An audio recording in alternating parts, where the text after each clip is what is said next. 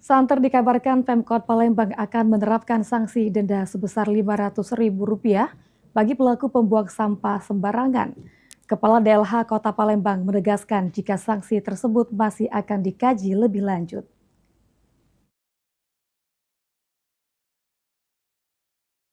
Berkaitan dengan kebijakan pemerintah Kota Palembang yang tengah menggencarkan penegakan hukum membuang sampah sembarangan.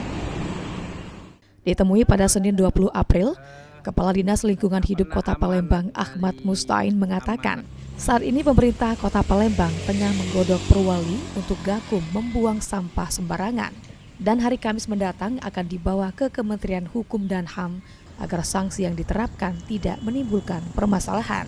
Salah satu sanksi yang santer akan diterapkan adalah denda Rp500.000 bagi pembuang sampah sembarangan. Namun hal tersebut masih akan dikaji lantaran jika yang terkena sanksi denda tersebut masyarakat Desil 1 akan sulit diterapkan.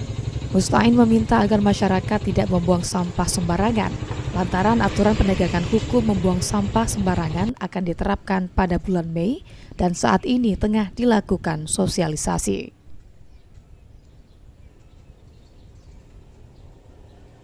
Itu sanksinya seperti apa mungkin ya, Pak? salah satu yang kemarin sempat yang buang sampah itu bisa dikenakan Rp500.000. Tapi itu betul-betul mau kita kaji. Jangan sampai ya terkena misalnya Desil 1.